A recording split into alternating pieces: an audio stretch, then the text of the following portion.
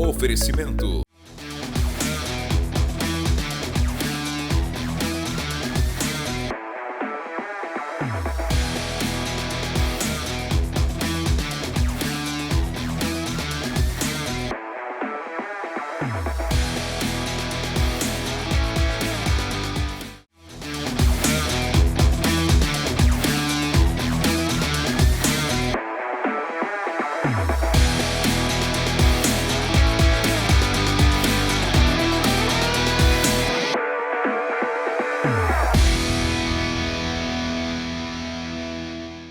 Olá pessoal, estamos começando então mais uma NW aqui na TV Amazônia, canal 7.1 em Santarém, e também para você que está no YouTube nos acompanhando e já é fiel ao nosso canal, ao nosso programa, seja bem-vindo também.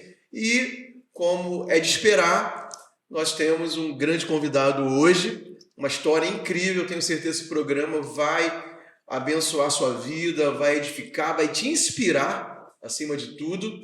E já vou passar para o Adilson fazer as devidas apresentações. Olá, pessoal. Nosso entrevistado hoje, ele é empresário, ele é o homem do movimento. Ele é o homem do movimento. Ele é sócio de uma grande empresa que é uma das maiores empresas de internet da região, da Move, e ele também é escritor. Ele é um homem em expansão, né? Hoje nós estamos aqui com Denilson Ferreira. Seja bem-vindo. Obrigado. E às vezes isso já tem umas brincadeiras assim, que eu sou um homem em crescimento, né? Eu sou pequeno, estou me desenvolvendo, mas eu sempre busco ter essa ideia de que nós precisamos nos desenvolver sempre, né? E é muito bom. Obrigado pelo convite, estou muito feliz em participar aqui com vocês. Eu sei que nós podemos contribuir muito com a vida das pessoas também. Legal, vai ser muito bem-vindo e eu tenho certeza que vai ser muito inspirador o programa. E só para a gente ajudar, puxa um pouquinho o microfone para você. Eu sei que tua voz é bem educadinha, diferente da gente que grita no microfone. Eu sou um misto com paraense, mas dizem que o paraense fala mais alto, né? Eu sou... só para a gente ter o teu áudio bem, mais importante até que o nosso. Suas respostas são melhores do que as nossas perguntas. Perfeito. E também, frisando, está aparecendo agora aqui na tela, a Move já de muito tempo é parceira aqui do nosso programa, já tem anos, já uns 2 anos eu acho. Assim que a Move chegou, a gente já foi conhecendo a empresa, né? Tivemos a bênção de ter o Azaf, a Sara e outras pessoas que chegaram, né, Azaf? O Azaf está aqui nos bastidores. E eu lembro que uns 2 anos atrás, quando vocês implantaram a Move aqui, um dia lá na igreja, ninguém conhecia o que era a Move, nem as pessoas da Move. Foi uma turma de uns 15 jovens lá, sentaram bem na frente, logo de cara, ficaram juntinhos lá. Entre eles estavam o Azaf, a Sara e o Emerson, né? E outras pessoas que eu não lembro, que talvez já voltaram para sua cidade, né? E a gente já estreitou um relacionamento com a igreja pelo serviço, né? Sim. De internet, e também com a TV Amazônia, que é um braço de comunicação da igreja. Então, a gente tem uma gratidão enorme pela Move, a empresa que você participa, né, como sócio e gerencia.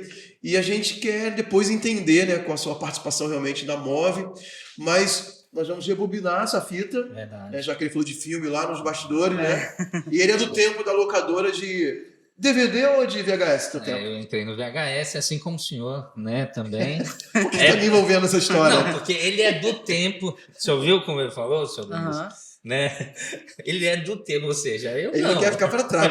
Então ele quer dar uma alfinetada, né? Ele é do tempo. Não, nós somos do tempo do VHS. Não, porque eu quis dizer que você trabalhou na locadora. É verdade, eu sei. E eu nunca eu já trabalhei em locadora e também era VHS. Olha aí, ó. Rapaz, eu não sabia disso, seu trabalho. Depois te conto, melhor. Eu já fui, eu até brinquei, às vezes, eu já fui do Windows 7 ali, né? Eu já comecei na época do Windows 7, já tinha saído da internet de escada, já era via rádio. Ele não pegou mais... 95. Muito jovem. Não peguei. 95. Eu já contei aqui que eu fiz curso de MS-DOS. Sabe o que é isso, Azaf? Azaf nem tá no programa, a gente tá falando com ele toda hora. Sabe o que é MS-DOS? Vou falar. Que vergonha, né? O Azaf já é do Windows 10, já. Azaf. Já surgiu agora. Azaf eu ouvi também. Mas legal. Cara, eu tô muito interessado em ouvir a tua história. aí você pode voltar lá da tua cidade, da tua família, porque você é jovem. Qual a tua idade hoje, pode falar? Vou fazer 30 anos agora. Muito jovem, Eu tenho né? 29. Para viver o que você já viveu, pelo que eu já ouvi, e pela posição que você está no mundo corporativo, empresarial. Hoje você mora em Alphaville, São Eu Paulo. moro em Alphaville, São Paulo. E vamos lá então, a minha Que história... é o Vale do Silício brasileiro, né? Alphaville é o Vale do Silício brasileiro. De vez em quando as pessoas falam comigo assim, eu fiquei sabendo de alguma história de Alphaville. A semana passada tem uma colega minha de Santarém que falou assim, agora eu sei que tu é rico mesmo. Aí eu falei, mas não entendi. Ela falou assim, acabei de ver que Alphaville é a cidade mais cara do Brasil. Aí eu falei, mas eu tô aqui, tô por aqui. Então assim, é uma região muito boa para se morar, né? É uma região muito tranquila e você tem uma qualidade de vida legal. É uma bolha.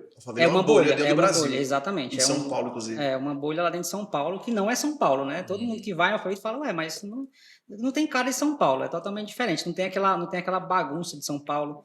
Eu falo a bagunça assim, aquele movimento muito grande, né? Aquela loucura de muvuca. Muvuca. Lá é bem mais tranquilo. Mas, assim, vou resumir a minha história aqui, senão dá um dia para contar.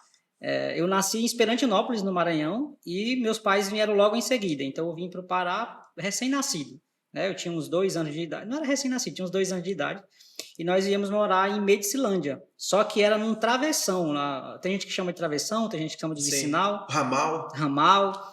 Uns 30 quilômetros de ramal para dentro. Então, dos 2 anos até os 12 anos de idade, eu morei nesse travessão. A gente não tinha energia elétrica, não tinha... os meus pais iam na cidade uma vez a cada 6 meses. Uau, cara. Para comprar alguma coisa, né? Que não tinha na roça. Então, a produção de arroz, feijão, milho, tudo a gente produzia lá na roça. Os filhos não iam na cidade porque tinha custo com passagem, então os pais iam na cidade com mais frequência, e essa frequência era a cada 6 meses. E era uma produção de subsistência, assim, para você sobreviver. Era só para sobreviver. Então, a gente pescava, fazia arapuca, não sei se vocês conhecem arapuca. Armadilha, né? Armadilha, fazia arapuca, pescava. Então, a carne era isso, galinha caipira, que a gente criava, ovos e plantava arroz, feijão, amendoim, essas coisas tudo que dava na terra branca, nós produzimos ali, né, durante esses anos. Estudei até a 4ª série, quando eu morava lá na roça, fiz até a 4ª série. Quando eu estava com uns 11 para 12 anos, eu sempre fui meio metido a empreendedor. Eu sempre queria, eu vou montar um negócio, vou comprar alguma coisa. Aí nós começamos a plantar cacau, meus pais, junto com meus tios, começaram um plantio de cacau, e eu sempre ficava fazendo os rolos, que o pessoal fala, com meus irmãos, com meus primos. E aí eu acabava desenvolvendo um pouquinho dessa questão de empreender, mesmo nas pequenas coisas. Então eu comprei uma roçadeira, e eu com 12 anos de idade, aquelas roçadeiras, eu comprei uma roçadeira daquela e eu alugava para os meninos trabalharem com outras coisas. Então eu já gostava um pouco desse negócio de empreender e eu achava interessante. Só que eu olhava assim, meus primos, meus tios, né? Eu tinha tios lá com 50 anos de idade e ele continuava com aquela mesma vida que ele tinha desde novo. E aí eu imaginava assim, cara, não tem como eu crescer aqui. Eu vou ficar trabalhando a vida inteira, vou casar com uma menina aqui da colônia, vou ter filhos, talvez construir uma casinha e vou passar a vida inteira nesse estilo de vida aqui. E não é isso que eu quero. E aí um dia eu fui na cidade, né? Minha tia já morava na cidade e eu fui lá visitar eles. Voltei para casa da minha mãe e falei, vou embora.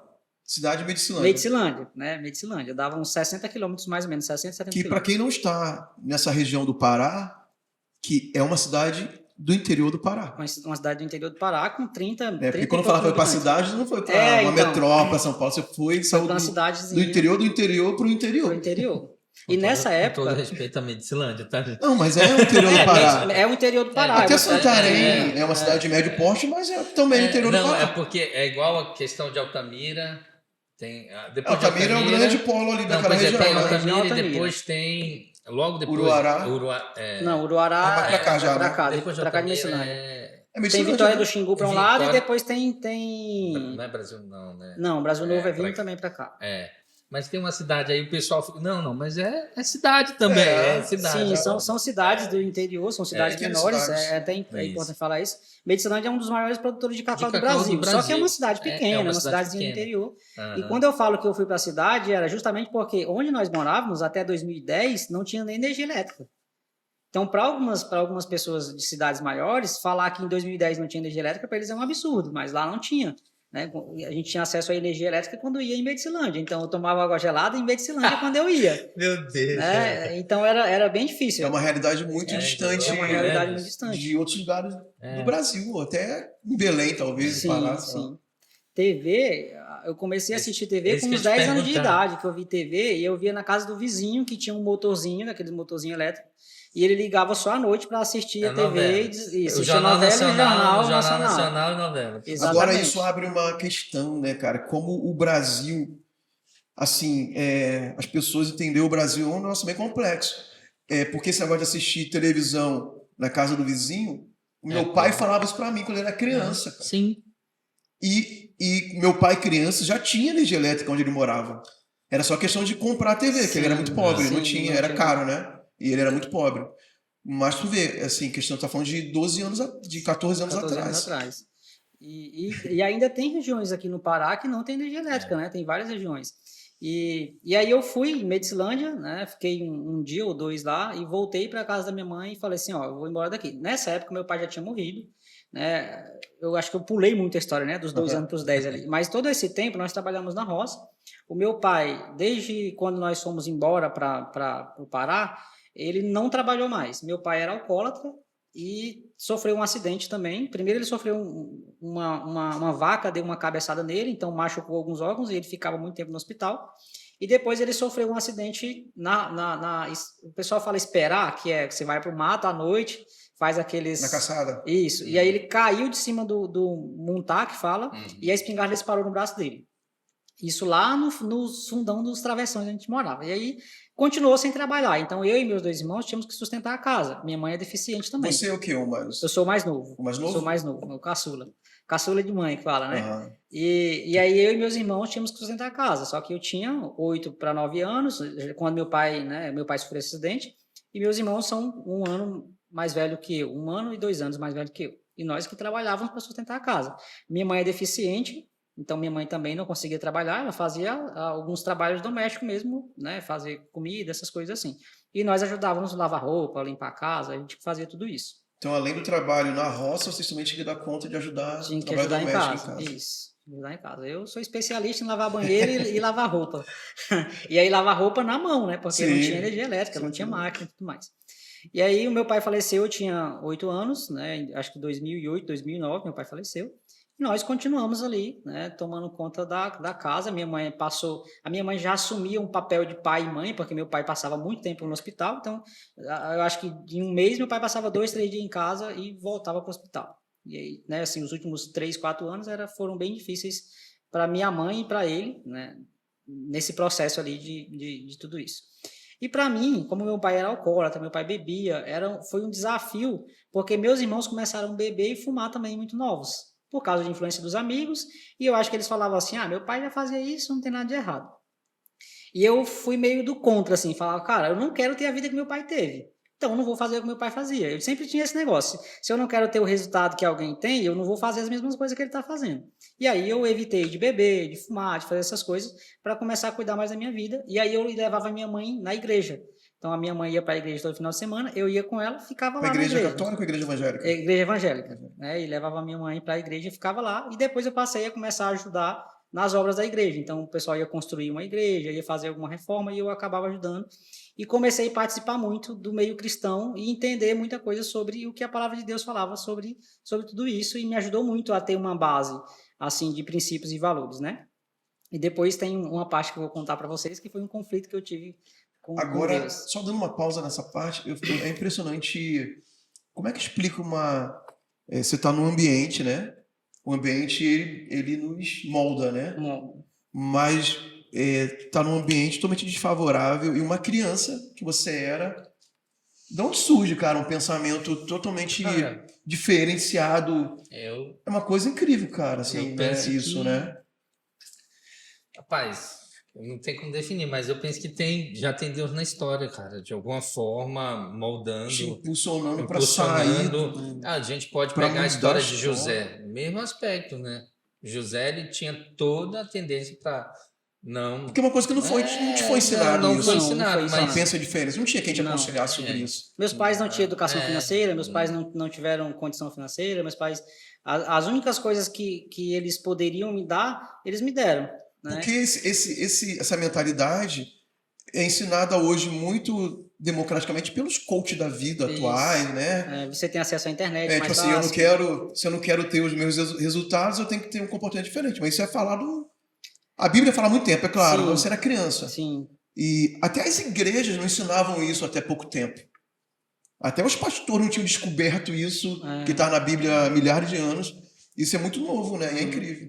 E eu não tinha esse pensamento tão organizado como eu tenho hoje.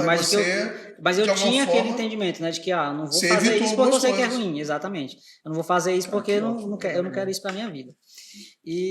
Desculpa, te interrompi. Você ia falar que você abriu um parênteses, você até ia falar sobre conflito que você teve com Deus. Então, eu vou contar essa história porque foi mais recente, né? E eu tive esse conflito e eu entendo que fez parte de tudo que eu precisava passar. Só que quando você falou que com certeza tinha Deus no meio, teve um momento em que eu estava trabalhando na roça que eu não entendia aquilo.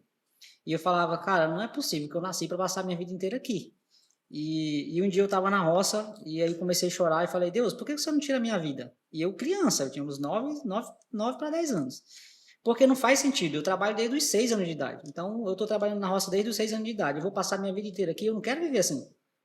Eu não quero passar a minha vida inteira trabalhando na roça para quê? Para mal comer muito mal. A gente não passava fome porque a gente tinha que trabalhar para sustentar a casa.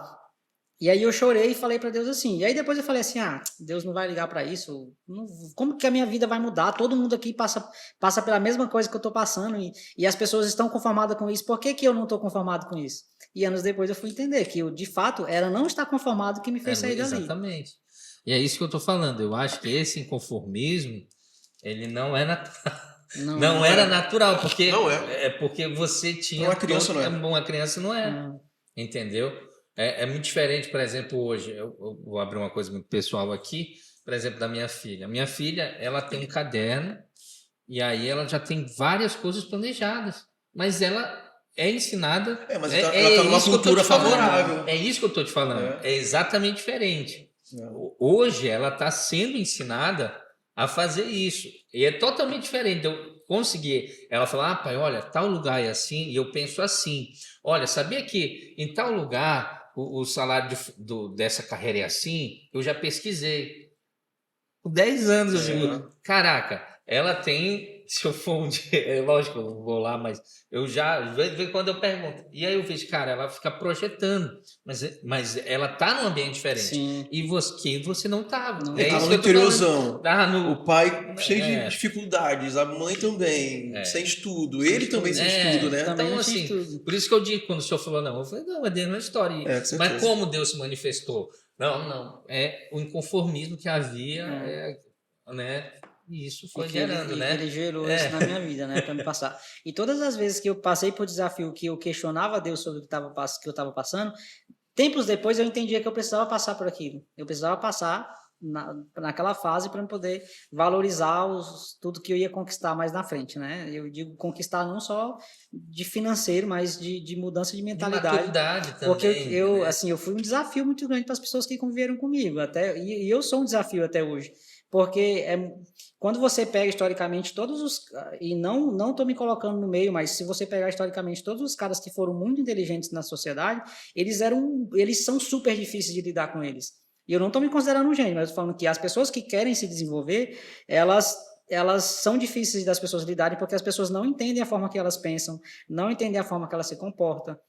Dificilmente alguém pega uma rotina, como eu pego, por exemplo, se você fala para um colaborador seu, vamos trabalhar 48 horas seguidas para a gente fazer isso, o cara não vai entender, mas por quê? Por que a gente não trabalha, para e vai amanhã? Mas se você tem um objetivo, quando o cara é muito obstinado por gerar um resultado, ele faz isso sem cansar, sem pensar, e aí a maioria das pessoas que fazem isso tem dificuldade com outras pessoas por causa dessas loucuras que é feito, né? E para mim fazer parte de alguma das coisas que eu fiz, eu tive que fazer isso. Eu estava lendo a biografia do Elon Musk. Aí tem uma parte que fala sobre isso, né? Que nessa loucura dele sempre de desvendar coisa nova e ter uma mentalidade que nunca ninguém tinha imaginaram que uma empresa privada pudesse lançar foguete, né? Sim. Ele tinha essas jornadas loucas, assim, né? E também um temperamento muito difícil das pessoas comuns aceitarem, Sim, né? sim. Que não é realmente que não é normal, né? Assim, Não é normal, E às vezes atropela pessoas, porque assim, é tão Atropela. obstinado pelo resultado que às vezes a parte social e humana A parte social é uma das deixa a mais difíceis. desejar, né? A parte social e humana são as duas mais Que é um difíceis. equilíbrio que tem que ter no final das Tem que contas, ter. é para vocês conseguirem manter os projetos funcionando, né? E aí eu tenho buscado sempre isso, né? Na empresa mesmo é um desafio, às vezes. Para mim, eu tenho que me colocar em um lugar e falar, não, calma aí, não é assim, não posso querer cobrar que as pessoas sejam igual a mim o tempo inteiro. E tem pessoas até muito melhores do que nós em algum lugar, só que às vezes nós queremos acelerar as coisas. Por exemplo, Steve Jobs teve muito isso, fugiu o nome agora de um cientista muito famoso também, ele já morreu até, ele tinha muita dificuldade de lidar socialmente com as pessoas, porque ele era totalmente... As pessoas não entendiam, louco mesmo. Falta um pouquinho assim para ser louco, né? Porque, e aí, tem tudo isso. Quando eu paro para pensar assim, eu falo, não, então faz parte da minha vida, eu só tenho que buscar controlar, cuidar para não magoar as pessoas, para não ferir as pessoas. Né? E de vez em quando eu dou umas porradas e aí eu tenho que ficar... Voltar e pedir perdão. Eita, acabei falhando aqui. Mas, voltando à história lá... Aí tu foi para Medicilândia. Fui para Medicilândia, conversei com a minha mãe. Nessa época, eu já estava morando sozinho com a minha mãe e os meus irmãos já tinham saído de casa, né? Assim, saído de casa porque eles quase não ficavam em casa. Então, eles não cuidavam muito da minha mãe. E aí minha mãe falou assim, mas eu vou ficar sozinha e tal. E aí eu falei, caramba, não vou deixar minha mãe sozinha. Não podia deixar minha mãe sozinha. E aí, pouco tempo depois, a minha mãe casou de novo. Aí eu falei, agora vai dar para me sair. E aí o meu padrasto cuidava muito bem da minha mãe, e eu falei, eu acho que agora minha mãe tá bem cuidada. E aí ela falou, se tu quiser ir embora, tu pode ir embora. E aí eu fui embora para Medicilândia com uma mochilinha, uma bermuda e a sandália que eu tava calçando. Até essa época eu nunca tinha usado calça na minha vida, então era sandalinha, bermudinha e fui embora para Medicilândia. Falei com a minha tia, ela falou, fica aqui uns dias até tu se estabilizar. Comecei a trabalhar em uma loja de confecções. Qual a idade? 12 anos. 12 anos. Muito cedo, né? Foi. Até você estabilizar com 12 anos. Com 12 anos. E aí, nessa época, tem horas que eu fico pensando, caraca, eu acho que eu tenho uns 60 anos, porque quando eu vou passar por tudo isso, quando eu saí com 12 anos, parece que eu já tinha 30, né? Porque é tanta coisa que aconteceram. E aí teve um amigo meu que falou assim, tua vida é precoce pra caramba, porque tudo que tu faz dá uma virada rápida, só que tu é muito novo ainda, né? E aí fui para Medicilândia e comecei a trabalhar em uma loja de confecções. Agora, olha só, do 0 aos 12 anos, eu morei na roça, mexendo com gado, cacau, contato com poucas pessoas, daí eu saio de uma realidade e vou para virar um vendedor. Imagina a qualidade desse vendedor chegando na cidade para vender confecções. Lidar com pessoas. Para lidar com pessoas. E comecei a trabalhar nessa loja de confecções, eu tirava pedido porque eu não sabia vender, né? Então quem chegava, eu mostrava as roupas ali, vendia. Só que eu ganhava uns R$5 por dia, R$6 por dia de comissão, porque era só comissão, eles não pagavam salário, pagavam só comissão. Eu era menor, então não tinha, e voltei a estudar. Então eu trabalhava o dia inteiro na loja de confecções e voltei a estudar. E a minha mãe mandava as coisas da roça, então ela mandava arroz, banana, essas coisas, às vezes pelo aqueles carros de linha que ia para lá, para me ajudar na casa da minha tia. E aí fiquei alguns dias lá, comecei a fazer um cursinho de informática que a minha mãe pagou, era R$50 na época. Então, eu fui fazer um cursinho de informática para aprender o básico de computadores, porque eu era doido para entender como que funcionava um computador. Eu falava, cara, isso aqui deve ser muito bacana, porque eu via na loja, né? Então, quando eu comecei a trabalhar na loja, eles tinham um computador, eu falava, cara, isso aqui é muito top. O pessoal começa a mexer um monte de coisa e mexe naquele trequinho ali, que é o mouse, né? Então, eu quero entender isso, só que eu não sabia nem ligar, não sabia nem onde era o botão de ligar um computador. Não sabia nem onde era o power. Não sabia onde era nada. Então... Aí eu comecei a fazer um cursinho de informática numa escolinha chamada Val.com. Ah, sim, entendi. Val.com, o nome da escolinha de informática que eu comecei a estudar. Eu estudava nos sábados. Ele não entendeu o código ainda aí do Pablo Marçal, mas eu já entendi. Depois eu vou falar da Val.com ali. Então, aí comecei a estudar nessa escolinha, era R$50 por mês, a minha mãe falou, vou te pagar, por quê? Porque quando eu saí da roça, eu tinha um pouquinho de cacau lá plantado. E a minha mãe falou, teus irmãos cuidam desse cacau, e eles, quando eles tirarem, eles pegam os R$50 e mandam para te pagar o cursinho de informática. Fiquei trabalhando na loja de confecções, estudava à noite e fazia o curso de informática. Fazia o cursinho de informática no sábado. E aí foi alguns meses assim, não aguentei na lojinha, porque eu não vendia quase nada, e um colega que trabalhava que era meu professor na escolinha, falou, olha, eu estou saindo da escolinha. Eu nunca fui muito, assim, de fazer muitas amizades, mas eu sempre tive facilidade para fazer amizades. Eu nunca fui de fazer, mas assim, as pessoas sempre falavam comigo, acabava, né? Eu sempre meio bobão assim, da roça e tal. E aí ele falou, por que tu não fica no meu lugar e tal? Tu trabalha lá, ganha tão pouco, fica no meu lugar. E eu falei, mas eu não sei fazer nada. Ele falou, eu vou te ensinar, porque eu preciso sair daqui dessa escola, mas eu tenho que deixar alguém. Eu conversei com a Gil, que é a dona da loja, e da escola, e eu posso sair daqui quando eu colocar alguém no meu lugar. Aí eu falei, então beleza, como que a gente faz? Aí ele falou, ó, vou te ensinar nas horas que tu não tiver ocupado, então tu vem para cá. Aí o que eu fazia? Eu ia, nos dias que eu não tinha aula, eu ia para lá à noite e ele me ensinava algumas coisas com relação ao cursinho. Como que eu ajudava os alunos, como eu já estava há alguns meses no cursinho, eu já sabia algumas coisas. É tipo um monitor da turma, assim. Tipo monitor, porque os cursos, eles eram cursos que você não tinha muito o que ensinar. O curso por si só já ensinava o aluno. Só a dificuldade era quando o aluno não conseguia resolver uma questão, por exemplo, aí o que é que a gente fazia? Não sabia resolver também, tinha como você pular aquela aula. Então ele me ensinava essas coisinhas. Pula a aula, e depois a gente faz, não tem como, se tu não sabe resolver também.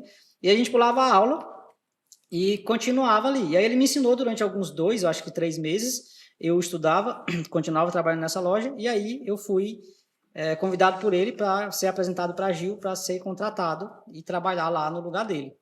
E aí fechamos o primeiro salário em julho de 2010, por R$100 por mês, para trabalhar na escolinha de informática. Eu ia sair da loja de confecções e trabalhar na escolinha de informática. R$100 por mês. R$100 por 2010. mês. Em 2010. Era pouco, né? O salário mínimo era uns 500 e alguma coisa, se eu não me engano. Então, era bem pouco. dava um quinto de um salário. Seria uns R$300 hoje, mais ou menos. Né? Mais ou menos isso.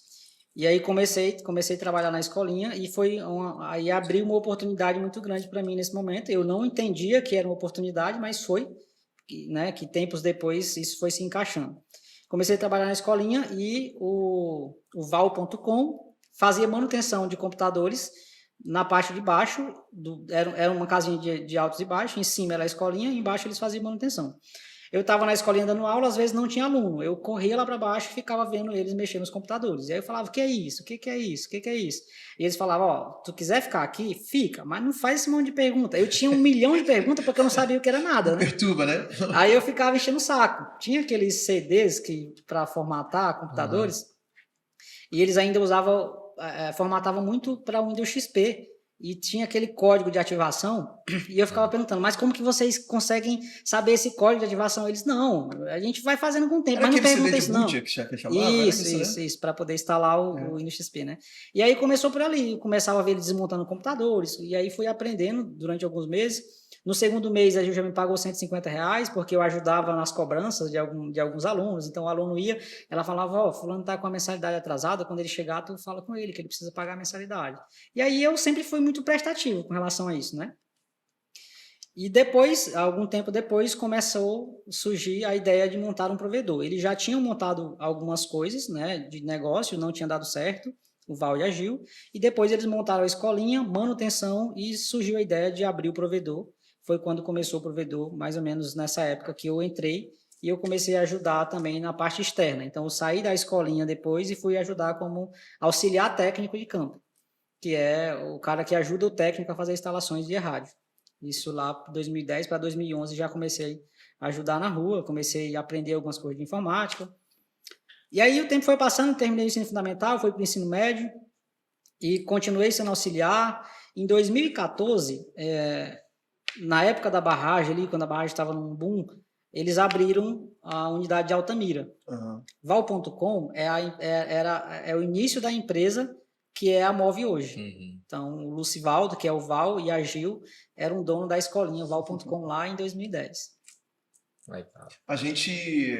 Foi antes do Adilson vir ser o co-host aqui, aí a gente chegou a gravar um programa com eles dois. Ah, bacana. A gente gravou lá dentro da Move. Lá na sala deles lá. Ah, eu lembro. Lembrei agora que tem.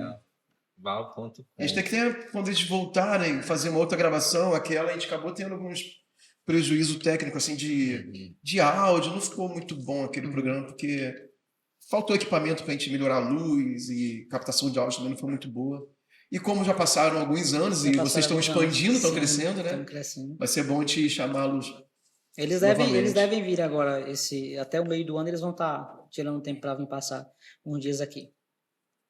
E aí nós fomos... Deixa eu só interromper um pouquinho. Pode sim. A gente vai tocar direto, porque eu não quero interromper o raciocínio dele, tá? Porque a gente estava, como é TV, diferente de um podcast só de internet que os caras ficam 3, 4 horas, né? Na TV a gente tem um limite de tempo, a gente faria um bloco agora para ter um break, né? Até pra gente falar dos patrocinadores, mas depois a gente grava, né? E o Felipe edita lá e encaixa. Encaixa, mas eu não quero cortar teu raciocínio. Vamos seguir. Vamos seguir. A história só faz melhorar, como diz o pastor aí. Eu tô dando umas resumidas porque, assim, se for contar em detalhes, são 14, 15 anos aí de história, né? Mas aí eles decidiram ir embora para Altamira. Eles começaram a operação em Altamira, na época da barragem, e o movimento aumentou muito. Não dava para sustentar o negócio lá com colaboradores apenas. E entendendo que Medicilândia tinha uma proporção menor de demanda e Altamira era maior, tinha possibilidade de crescer muito por causa da barragem. Eles resolveram ir embora para Altamira. E aí eles foram embora para Altamira e falaram, fica aí, vai se virando aí. Aí eu falei, beleza, não tomei conta nem nada assim com relação a assim, você é o gerente da loja, mas fica por aí. E aí eu comecei a assumir essa postura. Eu falei, cara, só tem eu aqui. As outras equipes são auxiliares e a menina que trabalha na loja. Então, deixa eu me comportar como dono. E eles falavam isso desde o início. Olha, para vocês crescerem, para vocês terem alguma coisa um dia na vida, vocês precisam começar a se comportar como dono, mesmo sem ser dono. É o comportamento de dono que vai fazer vocês crescerem. E eu comecei a pegar um pouco disso. Falar, eu acho que realmente faz sentido. Vocês vão crescer. E durante um bom tempo, quando eles falavam isso, eu falava, isso é papo de cara que quer fazer eu trabalhar de graça por um bom tempo. Porque é muito, muito comum isso nas cidades pequenas, ou até nas cidades grandes, as pessoas falarem para ti, cuidado, teu patrão fica só te explorando, eles só querem explorar, só querem usar as pessoas. E aí você entra nessa onda, né? Você entra nisso, de que achar que todas as empresas só querem explorar os funcionários, de que eles falam que você vai crescer só para te enganar. Só que quando alguém fala assim, olha, trabalha comigo, se esforça, você vai crescer, ele está dizendo o seguinte, você precisa também arregaçar as mangas e fazer por onde crescer. Não é você tá aqui comigo, eu vou trabalhar e vou te ajudar a crescer. Eu te dou oportunidade, eu entendi isso e comecei a trabalhar pra caramba, comecei a assumir mais responsabilidade, comecei a cobrar bastante coisas que a cidade precisava. E aí um dia eles vieram em Medicilândia e falaram, agora tu é o gerente da loja. Era uma lojinha bem pequena, acho que a nossa lojinha lá dava uns 30 metros quadrados, 30, 40 metros quadrados. E eu falei, então tá bom. Só que eu era muito curioso e eu comecei a estudar sistema, eu gostava muito de sistemas, e eu comecei a estudar o sistema que a gente utilizava e comecei a estudar finanças, que eu falava, cara, um gerente de loja precisa entender um pouco de finanças, um gerente de loja precisa entender sobre o sistema. E aí aprendi muito sobre sistema e aprendi muito sobre finanças. Finanças eu usei muito na minha vida pessoal, desde essa época, né? Então todo o dinheiro que eu ganhava eu comecei a guardar numa poupançazinha, abri uma continha na caixa, naquelas poupanças, e começava a guardar todo o dinheirinho que eu ganhava lá. E dominei muito o sistema que a gente utilizava. Então, as pessoas me procuravam muito para ajudar em dúvidas que eles tinham no sistema, e eu fui crescendo bastante nisso. E na cidade não tinha ninguém que fazia manutenção de computadores, quase, era bem poucas pessoas que tinham, e nem serviço de rede, esses serviços de cabeamento interno, e aí eu comecei a fazer, porque a empresa não fazia esses serviços, e aí eles me deram liberdade de fazer. E eu comecei a fazer esses serviços, só que aí eu tinha que trabalhar os finais de semana e à noite, porque durante o dia, né, e até às 10 da noite eu estava na escola. Então, eu trabalhava o dia na empresa, à noite eu ia para a escola. Quando eu chegava, eu ia fazer manutenção de computadores, ia fazer essas coisas e ficava até de madrugada trabalhando. E aí eu falei, cara, eu vou começar a ganhar dinheiro para me montar alguma coisa para mim. Então eu queria montar um negócio. Eu falei, não vou ficar a vida inteira como empregado, vou montar um negócio. E aí eu comecei a juntar dinheiro. O mesmo pensamento que você tinha lá na roça. Mesmo que eu tinha. Agora você já tinha escalado um pouco, mas era a mesma mentalidade de não ficar preso numa situação limitante, né? Quando eu comecei, a minha ideia era sobreviver, né? Quando eu comecei a trabalhar, eu falei, eu tenho que sobreviver. E aí depois eu vou pensar em fazer alguma coisa, mas eu já tinha isso. Quando eu tiver dinheiro para não passar fome, porque eu passei fome no início, né? Quando eu fui embora para Medicilândia, eu passei fome durante alguns meses. Não tinha condição de pagar as minhas despesas e comer Porque eu não contei essa parte. Quando deu uns meses que eu estava na casa da minha tia, ela pediu para me sair da casa dela, que não dava para me ficar mais lá. A minha prima engravidou, teve filho e não cabia mais na casa. E aí eu fui morar no depósito da casa de um amigo. Então, meu amigo tinha a família dele e me emprestou o depósito. Eu morava no depósito da casa dele.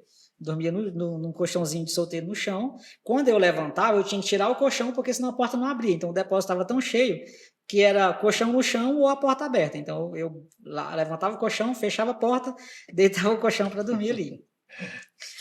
E aí fiquei alguns meses. Teve uma vez que eu me lembro até hoje como se fosse ontem.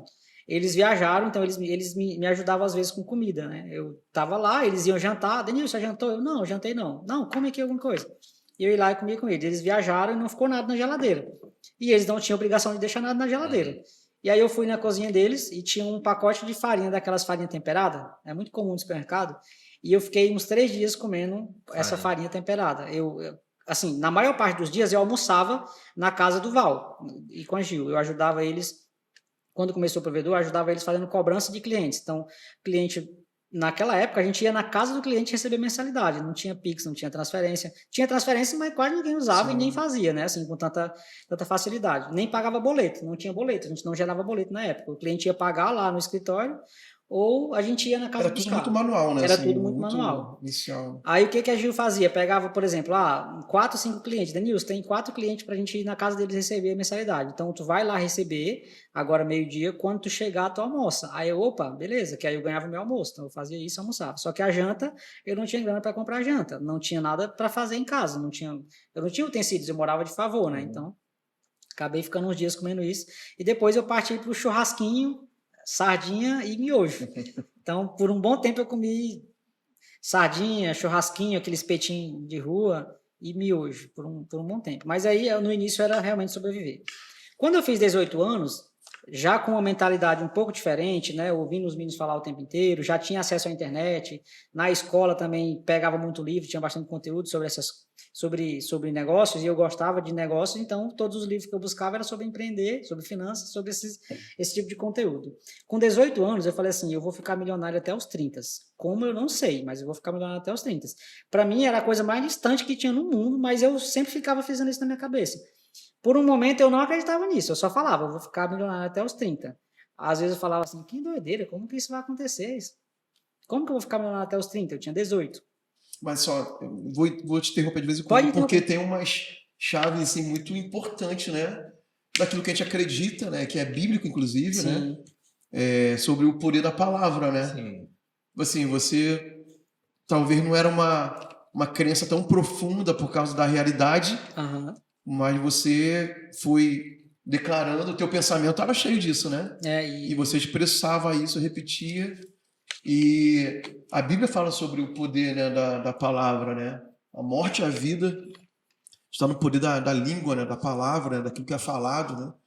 E isso é muito... E isso não é confissão positiva, não é misticismo. É a realidade. É um poder que Deus deu ao ser humano, né, através do pensamento que gera as tuas palavras e você lançar semente para a tua vida, né? Vários versículos da Bíblia falam sobre essa questão dos pensamentos, da fé, né? De você ter fé naquilo que você expressar a tua fé, né? Expressar a tua fé. E por um bom tempo eu fazia isso de forma consciente. Eu só falava assim, eu vou conseguir. Eu não sabia. Tem até um livro, O Segredo, o nome do livro, que ele fala muito sobre o segredo dessa questão dos pensamentos, né? E eu não sabia dessas coisas, mas o que eu sabia era, vou fazer isso. E aí eu falava assim, cara, se eu quero chegar lá, eu tenho que economizar o máximo que eu puder. Então, a empresa começou a me pagar um salário melhor depois, mas eu gastava o mínimo possível. Os amigos falavam, vamos na pizzaria. Não vou na pizzaria. Vamos sair para jantar. Não posso sair para jantar. Vamos fazer isso, não posso sair. Vamos jogar videogame? Não posso jogar videogame. Eu não sei jogar videogame. Eu não sei fazer nada do que a galera dos adolescentes de hoje em dia sabem fazer. Eu não sei jogar videogame. Jogo nenhum, não sei jogar. Eu não sei o que mais que tem aí que a molecada faz hoje em dia, mas videogame era muito forte naquela época, né? Tinha as lan houses e a galera jogava muito videogame. E os amigos da escola me chamavam para jogar videogame e falavam, não vou não, eu não queria gastar os R$2, e nem sabia. Reais, e nem sabia, né? Então não queria ter oportunidade nem de aprender, porque eu sabia que eu ia viciar. Porque era muito comum eu ver os amigos da escola viciados. Os caras saíam da escola 10 da noite, vamos na casa de fulano que lá ele tem videogame, vamos jogar até 11, 12, depois nós vamos para casa.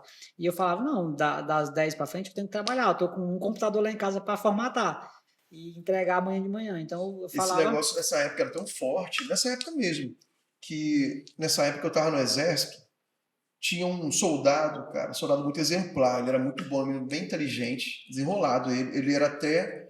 Ele era tão assim, diferenciado que ele foi trabalhar com um amigo meu no almoxarife. Ele era muito de confiança. E do nada ele começou a mudar o comportamento, cara. Meu Deus. Ele mudou o comportamento, começou a chegar atrasado, começou a ser pego assim, meio que mentindo. E aí começamos a desconfiar que ele estava envolvido com drogas ou bebida. Aí no final ele estava viciado em jogo. E era jogos de videogame online, né? E ele começou a virar madrugadas jogando. E é um problema sério. Então, eu tinha colegas que faziam isso. Tinha alguns colegas até que eles não trabalhavam, então para eles a realidade deles era diferente. Eu olhava para meus amigos, não era amigo assim, era colega de escola, e a realidade deles era diferente. Eles tinham os pais deles para colocar comida na mesa. Alguns deles não precisava trabalhar, na verdade a maioria não precisava trabalhar porque os pais ajudavam, então eles às vezes poderiam ir jogar. Não é que eles poderiam, né? A minha jornada era outra, eu tinha que sobreviver, então não tinha essa. E aí a minha mãe sempre falava, minha mãe quando ela ia na rua ou quando eu morava na casa da minha mãe, falava, olha, cuidado, não vai ficar se envolvendo com pessoas ruins. E aí aquele versículo bíblico que é muito forte, né? Me diz com quem tu anda que eu direi quem tu és. E minha mãe falava nas palavras dela, olha, tu sai com um amigo ruim, que bebe, que fuma ou que joga, por mais que tu fale que não vai fazer isso, não tem jeito, tu vai entrar no meio, as pessoas vão te ver como o cara que faz isso, e hora ou outra tu vai perceber, tu já vai estar envolvido, porque não tem como, o meio que você tá vai te influenciar de alguma forma. E aí eu, para não correr esse risco, eu me afastava, não vou nem jogar, se eu for jogar, eu vou... E aí o tempo foi passando, né? Trabalhava lá, trabalhava na empresa, estudava à noite e fazia manutenção de madrugada. Comecei a fazer a famosa renda extra que o pessoal fala. E comecei a ganhar esse dinheiro e depositava. E comecei a pensar assim, vou ter que montar um negócio, vou ter que fazer alguma coisa que me dê dinheiro. Nessa época eu já tinha internet em casa, a gente já trabalhava com provedor, então já tinha internet em casa, tinha um computador, estudava muito. Então eu ia para o YouTube, não tinha esse negócio de cursos tão forte como é hoje, né? Hoje já tem curso em todo que é lugar. Em São Paulo tem evento toda hora, então se você quiser ir para evento em São Paulo, você vai toda hora para um evento diferente. Na época, não, a única coisa que eu tinha era a internet. Aqui no Pará ainda não é tão forte essa questão de cursos presenciais, né? Falando essas coisas que ajuda muito. Eu só tinha o YouTube, então eu ia para o YouTube, como ficar rico, como fazer isso, como fazer aquilo, como é que o empreendedor se comporta, o que é que o empreendedor faz, como que eu faço para ganhar dinheiro sem trabalhar. E aí eu sempre saía fora daqueles que falavam que era fácil e rápido, porque eu sabia que não era, porque eu tinha acesso ao Lucivaldo, tinha acesso a outras pessoas de livros que eu tinha lido, então livro do Flávio Augusto, livro Pai Rico, Pai Pobre, todos esses caras falam, olha, você pode ficar rico, mas não é da noite pro dia que você vai ficar rico. Então todo o conteúdo que eu via, você vai ficar rico em tantos meses, eu falava, não vou ver esse vídeo não, vou ver um vídeo que realmente faz sentido. E aí meu primeiro investimento foi kitnet, então eu comprei um terreno parcelado e comecei a construir kitnet. Como que era? O dinheirinho que eu tinha guardado, eu pagava o pedreiro, falei com o cara do material de construção, que era cliente nosso, e ele me vendia o material para me pagar uma vez por mês. Então, o material que eu pegava, que era suficiente para me pagar uma vez por mês, o pedreiro ia trabalhar no sábado e no domingo, e eu era ajudante de pedreiro no sábado e no domingo, para não ter que pagar o ajudante. E aí eu fazia isso, e construí minhas primeiras kitnet. Construí uma kitnet. Quando eu estava terminando de construir a kitnet, faltava colocar o piso ainda, uma colega da escola falou, eu estou me juntando com o meu namorado, só que eu tinha que procurar um lugar e não consegui ainda. Eu falei, vou te falar de um lugar, tem uma kitnet minha que está quase pronta. Só falta o piso. Coloca o piso e desconta em aluguel e vocês podem mudar para lá. E ela fechou. Aí ela colocou o piso da kitnet e eu aluguei a primeira kitnet. Falei, cara, então agora esse negócio vai dar dinheiro. Vou alugar, na época era R$300 o aluguel da kitnet. Vou começar a fazer outra, já estou nesse pique, vou continuar e vou fazer outra. E aí eu tinha que trabalhar mais ainda, então eu trabalhava muito. Teve vezes de eu virar a noite inteira trabalhando. Por quê? Porque tinha computadores que eu pegava no supermercado que eu tinha que entregar no outro dia de manhã para os caras trabalharem. Então eu pegava à noite, saía do escritório, pegava o computador, levava para casa, ia para a escola, e aí chegava, trabalhava a noite inteira, acordava às 7 da manhã, ia no supermercado, instalava o computador de volta e ia para o escritório. Então eu tinha que fazer isso. e gastar com nada. Cara, eu tenho dificuldade em gastar hoje. Atravessava o Igarapé com um sorrisal na mão. Eu fiz isso tanto tempo que eu tenho uma dificuldade imensa de gastar hoje. Tem os meus sócios que moram lá em São Paulo, o Emerson, o pastor conhece, e o Lucivaldo também. Eles falam para mim, cara, tu tem que parar com essa escassez. Eu falo, mas não é, eu tô treinando ainda como é que gasta dinheiro, como é que se faz, porque eu não sei, eu passei 10, 12 anos da minha vida sem gastar nada, eu só gastava com o que era necessário mesmo. E aí tem, eu não sei se tem um vídeo meu até que eu falo, assim, que eu separava muito o que é necessidade real do que é necessidade criada por mim, porque às vezes nós criamos uma necessidade que não existe, o que é prioridade, e eu fazia muito isso. Cara, é necessário comprar isso aqui? Vou comprar. Eu fazia sempre aquelas perguntas. Eu preciso disso? Preciso. Tá, mas eu preciso agora? Se eu não precisar agora, então não vou comprar. Se eu precisar só depois, deixo para depois eu vejo. Então eu era muito econômico nisso. E aí comecei a construir, aí fiz 3 kitnets e aluguei as 3 kitnets. Então aí já dava R$900 por mês. Desenvolvi novas habilidades para mexer com sistemas, e aí comecei a mexer com um sistema de frente de caixa, que é esses PDVzinho que tem nos comércios, e era só eu que fazia isso em Medicilândia, então eu fiz bastante lá para os comerciantes, os mercadinhos. Mas você programava ou só... Eu representava uma empresa e dava manutenção, né? Então eu fazia a parte comercial para vender para eles e dava manutenção preventiva. Aí entrou meio ali as ideias de, cara, eu preciso ganhar dinheiro de alguma forma, que eu não tenha que ficar me preocupando se eu vou trabalhar. Teu tempo, né? A questão do valor do teu tempo. Valor do meu tempo. E aí eu comecei a entender um pouquinho sobre recorrência. Eu falava, cara, o que é recorrência? O Lucivaldo já falava, olha, tem alguns negócios que são bons, que tem que ter recorrência e tal. Aí eu vou para o Google. O que é recorrência? Recorrência é aquilo que tem todos os meses, que tem uma frequência que acontece de pagamento, por exemplo, no caso do negócio. Aí eu dava manutenção para os clientes, só que eu dava manutenção quando dava pau, né? Então não sabia quando dar. Aí o que eu falei? Vou criar uma recorrência.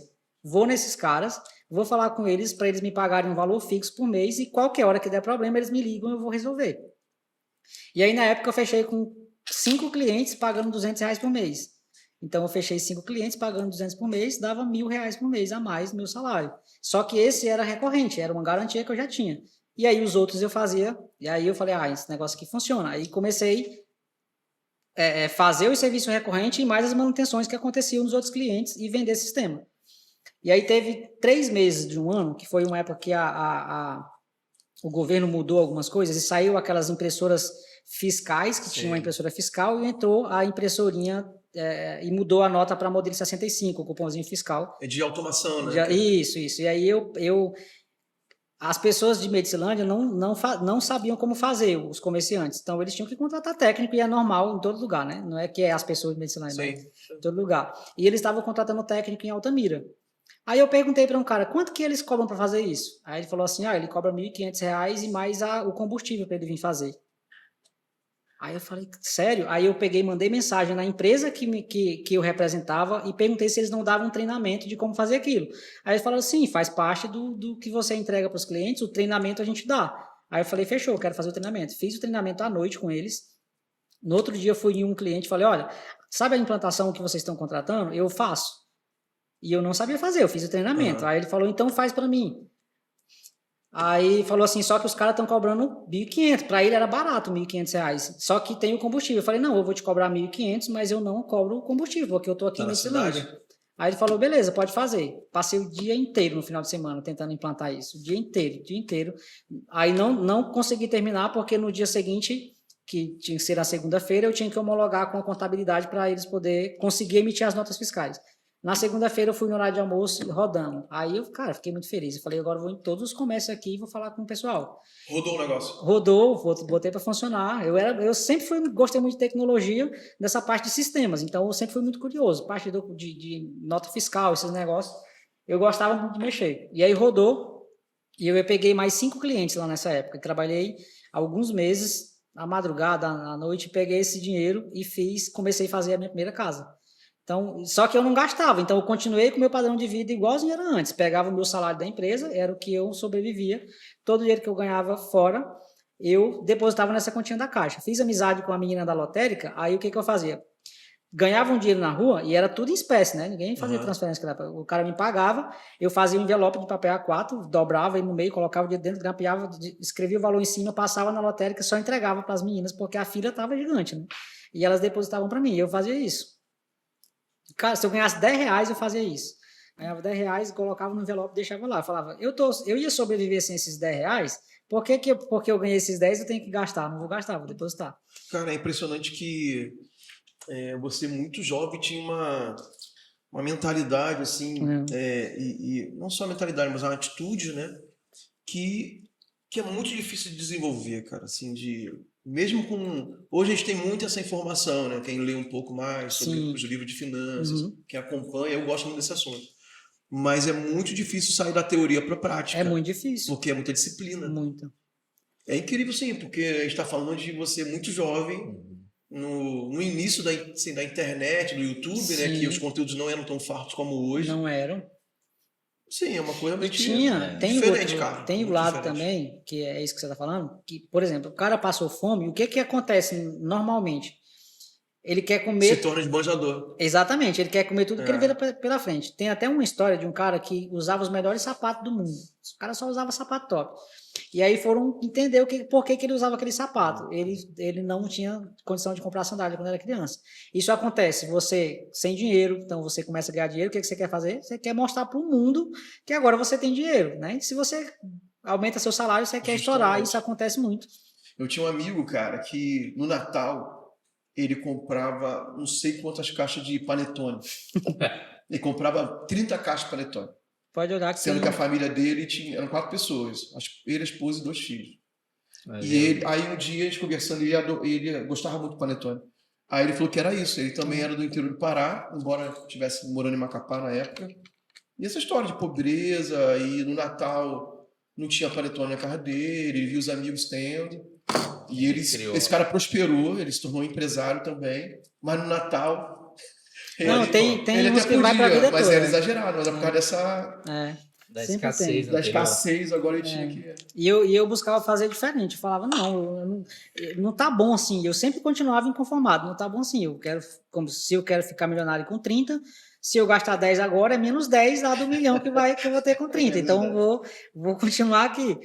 E, vou comprar sapato? Nada. A empresa dava botina pra gente trabalhar, né? Aquelas botas o EPI, né? Eu falava, final de semana tu ia com a botina atrás. Usar meu EPI. Para atender os clientes, eu poderia usar porque boa parte dos serviços eu tinha que entrar no forro para passar cabo, fazer muita coisa, então eu tinha que estar equipado para qualquer eventualidade, né? Então eu não comprava sapato, eu tinha um par de sapato que eu usava quando eu precisava sair para algum lugar. E eu gastava o mínimo com tudo. As minhas roupas cabiam na mochila. Eu tinha, sei lá, 4, 5, 6 peças de roupa. Quando estragava uma, eu comprava outra nas lojinhas mais baratas que tinha. Então eu gastava pouquinho mesmo depois que eu comecei a ganhar um pouco melhor. E aí eu fazia muita renda extra e guardava esse dinheiro, comecei a construir a primeira casa. E em 2017 eu casei. Namorei 5 anos com uma menina e nós casamos em 2017. Ficamos 2 anos e meio casados e separamos. E aí, quando nós separamos, ela ficou com... A gente já tinha 5 kitnets e 2 casas. Uma casa Medicilândia e uma casa Altamira. Nesse tempo todo, para não ficar longa essa história das construções, eu fui fazendo as kitnets. O dinheiro dos aluguéis eu depositava também, do serviço extra depositava também. E no mesmo esquema, continuei construindo. Comprava material de construção, levava para lá, o pedreiro trabalhava no final de semana. Quando eu não tinha serviço, chegou um dia que eu estava trabalhando com o cara lá e estava limpando o terreno. E chegou um amigo e falou assim, cara, eu preciso que tu vá lá no meu comércio, lá não tem supermercado, é comércio pequeno, fazer um serviço para mim que está com problema lá.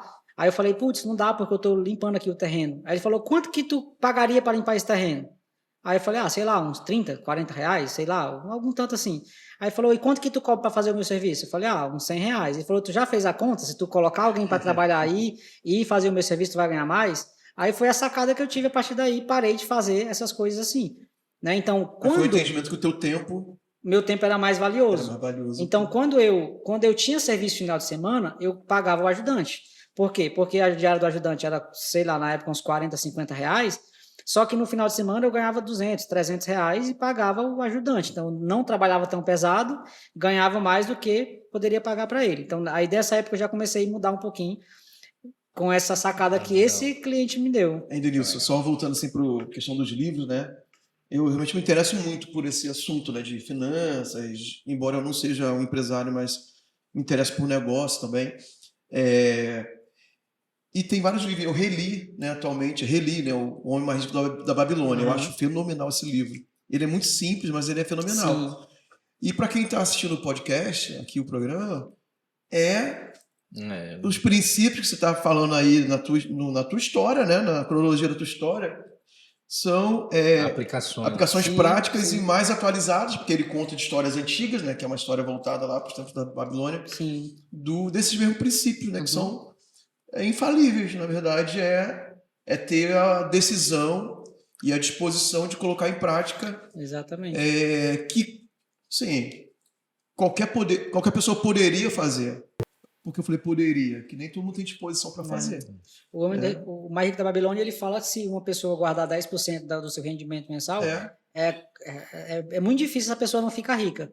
Por quê? Porque todos os meses é 10% a mais que vai acumular para você fazer um investimento e te dar um retorno depois. E as pessoas, às vezes, veem, isso é tão simples que eu não vou fazer. E é esse tão simples pouco, que vai te tornar rico. É muito pouco. Se eu usar 10% do salário mínimo, R$140, o que vai mudar na minha vida? Nada, mas com o passar do tempo é essa bola de neve que vai se formando. Exatamente. Né? E tem um empresário que ele fala a questão também de ter, que você estava falando das rendas extras, você ter mais de uma fonte de renda. Sim. É outro princípio que ele ensina lá, que você também está relatando. Eu fazia muito. Eu incentivo as pessoas a fazerem isso. No meu livro eu falo isso. Num curso que eu tenho eu falo isso. A maioria dos locais que eu vou, que eu falo com funcionários, eu falo, cara, tu faz quanto de renda extra? Não faço nada. Tu tá perdendo dinheiro. Por quê? Teve uma época que eu ganhava mais fazendo renda extra do que eu ganhava no meu salário. E aí teve uma pessoa que falou para mim, por que tu não sai da empresa? Eu falei, porque a empresa é o canal que eu tenho, é a internet que eu tenho, o canal que eu tenho para chegar nesses clientes. Por quê? Os clientes que eu atendia, as pessoas que eram meus clientes, eram clientes da empresa. Eu ia instalar a internet, o cara tava com o computador com problema, eu pegava o computador e fazia. Você não... Deu para perceber que você chegou um tempo que ganhava mais com ter os negócios extras do que você conseguiu essa conta aí ficou clara pra gente.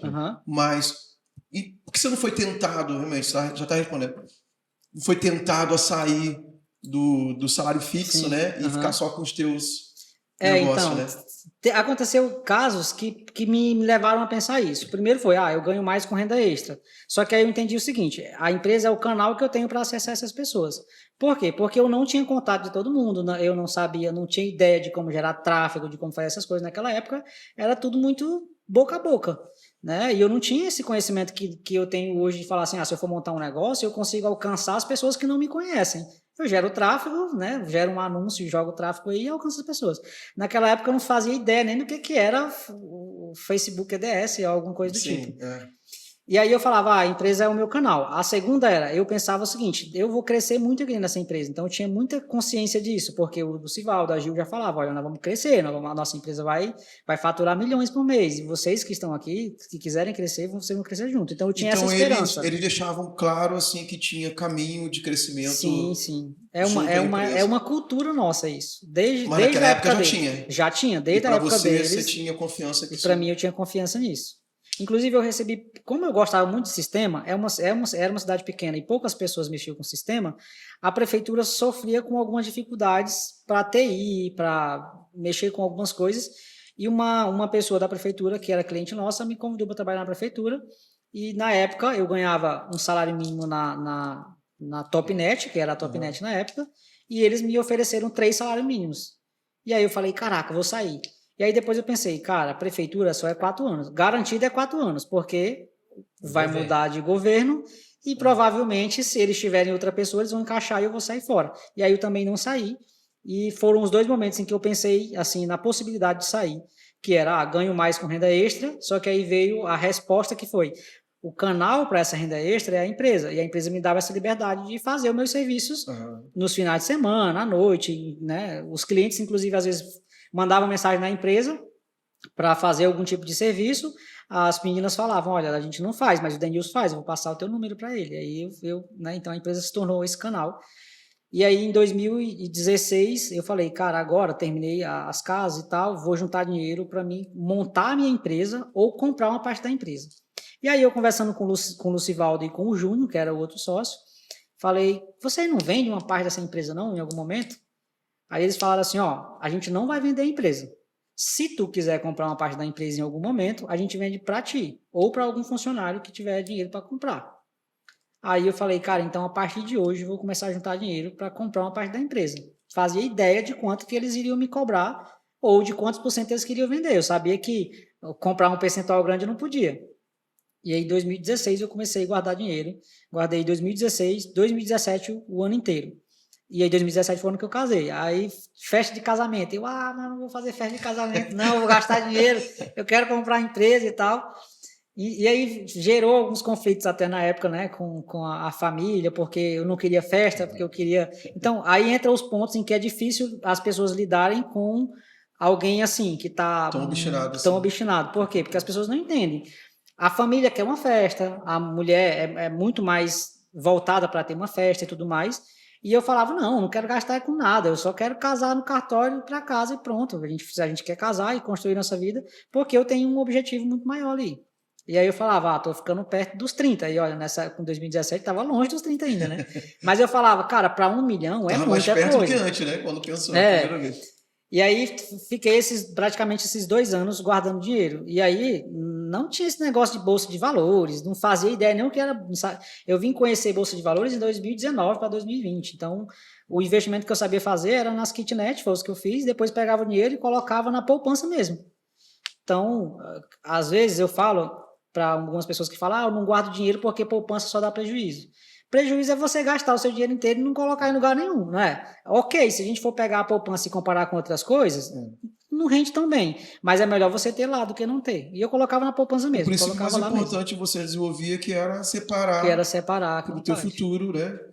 A pessoa às vezes usa como desculpa essa teoria da poupança. Realmente a poupança não é o melhor investimento. Mas tem gente que nem começa a guardar nada, nem debaixo do colchão. Por causa disso. É uma desculpa, na verdade. É uma desculpa. E aí, em 2018, foi quando eu comprei minha primeira participação na Topnet, que era a empresa que se tornou o Grupo Móvel depois. Isso. E a primeira participação, quando o Lucivaldo abriu a Móvel em Santarém, era separada, né? Era uma operação dele, porque ele tinha um outro sócio lá, e eu também tinha entrado, e ele abriu o Santarém. Depois, o outro sócio vendeu a parte dele para o Lucivaldo, e aí, quando ele foi fazer fusão das duas empresas, eu comprei uma participação maior. Vamos fazer uma pausa agora, porque agora a gente entra já mais no contexto atual. Pronto. Então, assim, o programa hoje vai ser especial, a gente vai fazer além do tempo que a gente costuma fazer, porque não dá para dar pausa agora, né, Adilson? Agora a gente quer saber até chegar nos dias atuais, né? Então a gente vai passar um pouquinho do tempo. Mas eu vou precisar.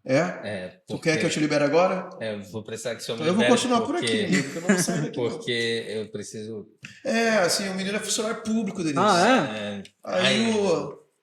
Mas tem a questão da minha filha, que ela vai para a escola, tem todo um contexto E normalmente nós não passamos tanto, mas hoje não tem como não passar. Então vamos finalizar a tua participação. Vamos fazer vamos dar a contrapartida para os nossos parceiros, então, né? Daquela forma que a gente combinou. Daquela forma. A forma que ele combina, que ele toda vez me chama a atenção, é que é para ser objetivo. Mas ele chamou um cara... Não, porque ele honra tanto os parceiros. Porque, cara, parceiro é parceiro. Por exemplo, aqui, ó, o Move. O que falar dessa empresa? Como não falar da Move? A Move realmente é uma das maiores. Foi tão rápido. Não, mas não se preocupa, o editor põe. Beleza. Mas a Move, gente, realmente. Nós estamos hoje conhecendo um pouco da história aqui. Mas se você está assistindo isso no YouTube, é porque nós temos essa conexão através da Move, que é um dos maiores provedores do Pará e logo do Brasil. Né? E por que não? De Santarém, eu creio que já seja. Já seja um dos maiores de Santarém. E aí o que acontece? Nós também temos aqui, essa mesa está bonita aqui, recheada com frutas e salgados, é porque nós temos uma parceria com a Massa Mix, panificadora, onde você encontra um mix realmente dos melhores produtos de panificação, pizzaria, e agora com a possibilidade de ser alocar o espaço, né? Um espaço muito especial para fazer coffee breaks, para fazer reuniões, muito, muito top. Salvador Esportes, Rapaz, a maior e melhor empresa de produtos esportivos de Santarém e também de moda casual, tudo que você precisa lá, natação, corrida, academia, artes marciais, produtos para pilates, você vai encontrar lá na Salvador Esportes. E o nosso parceiro recente, né, Churrascaria Boi Gordo ali ao lado do estádio, eu sempre falo, uma experiência gastronômica na área do churrasco, que maravilha. E para finalizar, não posso deixar de falar do Glauber Marinho, o melhor nutricionista esportivo e estético de Santarém. Enfim, aqui no programa são só os melhores. Não, só the best of the power, the universe. Conheça agora as empresas parceiras do programa ANW. Massa Mix Panificadora, a melhor variedade de pães da cidade, além de bolos, pizzas, lanches e almoço. Glauber Marinho, nutrição clínica, esportiva e estética. Salvador Esportes, onde você encontra seu look casual e esportivo para se vestir bem e treinar usando as melhores marcas. Churrascaria Boi Gordo, venha saborear a excelência da carne em um ambiente acolhedor, onde cada refeição é uma experiência gastronômica inesquecível. E o melhor provedor de internet da cidade, Move. Entre nesse movimento.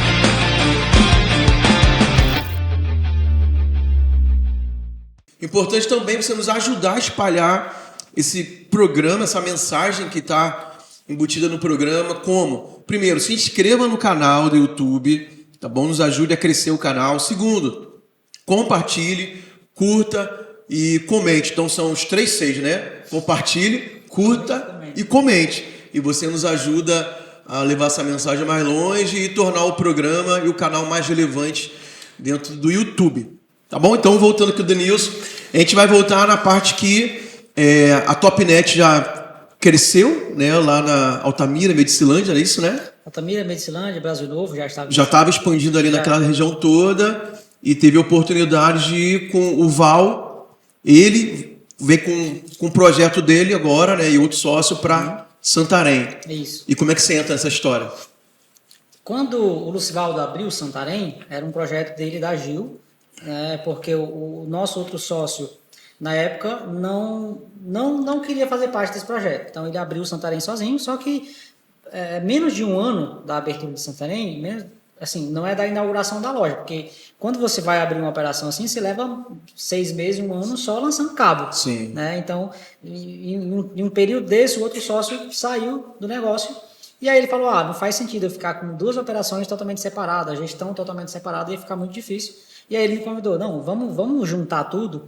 E aí tu entra nessa outra empresa também, compra uma participação e tu vai me pagando aí. E você vinha economizando e eu, assim, dinheiro para essa oportunidade. Então, quando eu comprei a primeira participação, foi só da Topnet, em 2018. 18. Só da Topnet. Tá, tu já tinha comprado? Já tinha comprado, tinha comprado uma participação pequena. Quando ele abriu aqui, a Move, ele abriu sozinho. Eu fiquei ele e o outro sócio na Topnet, que era Altamira, Brasil Novo, Medicilândia, e tínhamos abrido Uruará também na época, então era 4 cidades. Quando ele veio para cá, veio sozinho. Quando o outro sócio foi sair, ele me chamou para a gente juntar as 2 empresas.